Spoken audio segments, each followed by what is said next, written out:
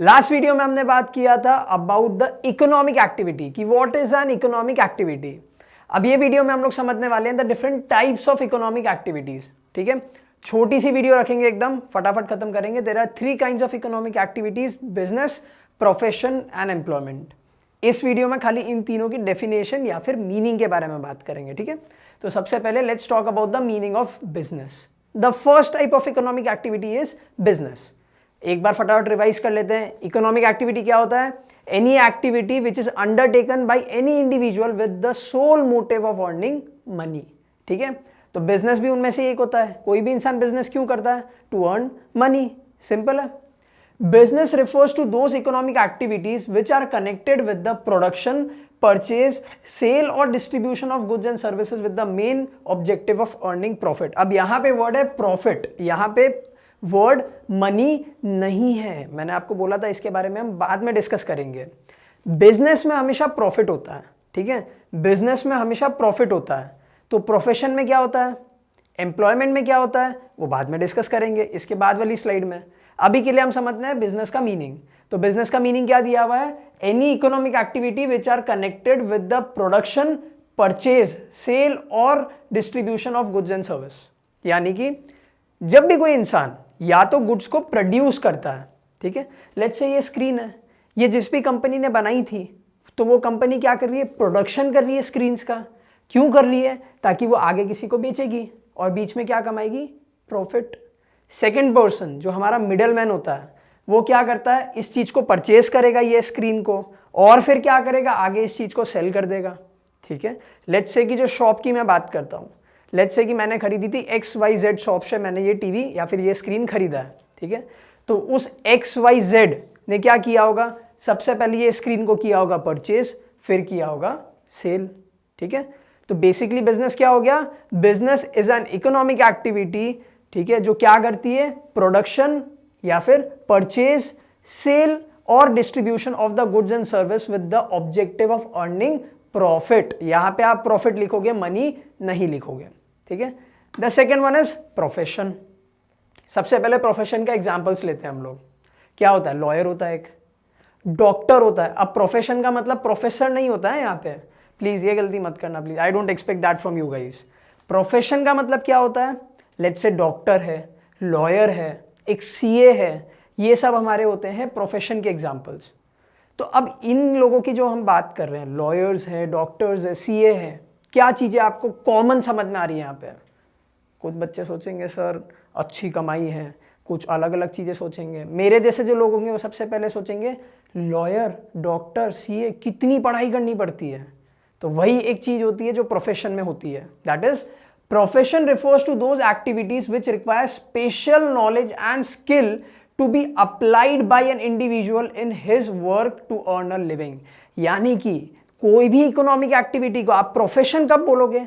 जब एक पर्सन है उसने कोई स्पेशल नॉलेज ली है। अब लॉयर है, उसके पास में स्पेशल नॉलेज होती है, किस चीज की? लॉ की। एक डॉक्टर है, उसके पास में स्पेशल नॉलेज होती है, किस चीज की? ह्यूमन बॉडी की, मेडिसिन की। ठीक है, एक CA है, उसके पास में स्पेशल नॉलेज होती है, किस चीज की? अकाउंट्स की, बुक कीपिंग की। ठीक है, तो कोई भी इकोनॉमिक एक्टिविटी को आप प्रोफेशन कब बोलोगे? जब एक पर्सन ने स्पेशल नॉलेज या फिर स्किल को यूज किया है टू अर्न अ लिविंग। ठीक है, these activities are subject to guidelines और code of conduct laid down by the professional bodies. अब यहां पे जो वर्ड है कोड ऑफ कंडक्ट, उसका मीनिंग क्या होता है? Rules and regulation. ठीक है, एक मूवी का सीन याद करते हैं, एक ऐसी मूवी जो आई गेस सबने देखी होगी, 3 इडियट्स।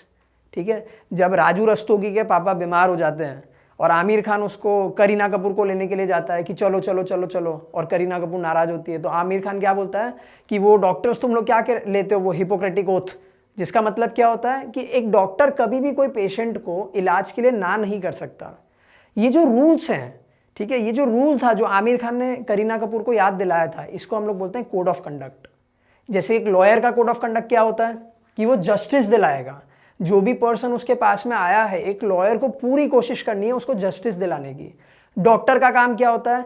पेशेंट का इलाज करना। भले ही फिर उसकी कास्ट कुछ भी हो, उसका जेंडर कुछ भी हो, उसका फाइनेंशियल स्टेटस कुछ भी हो, एक डॉक्टर इन सब चीज़ों के बेसिस पे एक पेशेंट को ना नहीं कर सकता।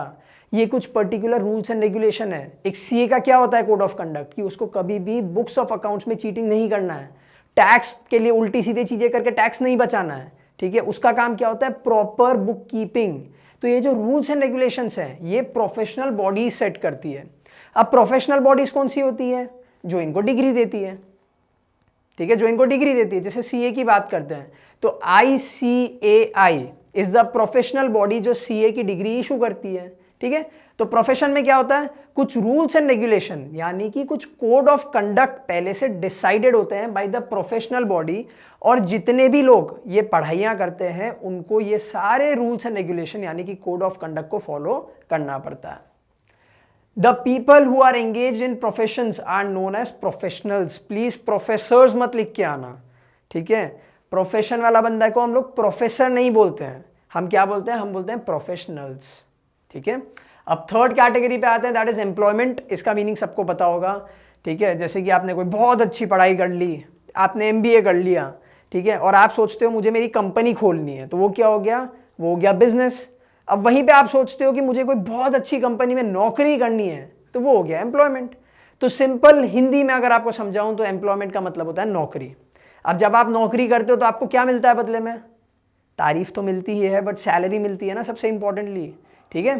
तो देखो क्या लिखा हुआ है, employment refers to an activity in which an individual works regularly for another person and gets remunerated in return. अब रेम्यूनरेटेड का मतलब क्या होता है, सैलरी, पेड, उसको पेमेंट मिलती है, ठीक है। बिजनेस में जो हमें पैसा मिलता है उसको हम बोलते हैं प्रॉफिट। प्रोफेशन में हमें जो पैसा मिलता है उसको हम बोलते हैं फीस। एक लॉयर आपसे फीस लेगा, डॉक्टर आपसे फीस लेगा, सीए आपसे फीस लेगा। अब वहीं पे अगर आप किसी के यहाँ पे एम्प्लॉयमेंट में हो, यानी अगर आप नौकरी कर रहे हो, तो आपको जो पैसा मिलेगा उसको आप बोलोगे सैलरी या फिर वेजेस, ठीक है। Those who are employed by others are known as employees। अगर आप किसी के अंडर में काम कर रहे हो तो आपको बोला जाता है एम्प्लॉई, और जो बंदा आपको नौकरी पे रखता है उसको बोला जाता है एम्प्लॉयर, ठीक है। The remuneration paid by the employer to employ is known as salary और वेज। मैंने आपको बता दिया, अगर आप एम्प्लॉयमेंट में हो तो आपको जो पैसा मिलेगा उसको आप क्या बोलोगे, सैलरी या फिर वेज। समझ में आया। अभी तक हमने क्या क्या देखा, what is an economic activity, what are the 3 types of economic activity, business, profession and employment. Now let's move on to the next video, जहां पे हम इन तीनों टाइप के बारे में डिफरेंस देखेंगे।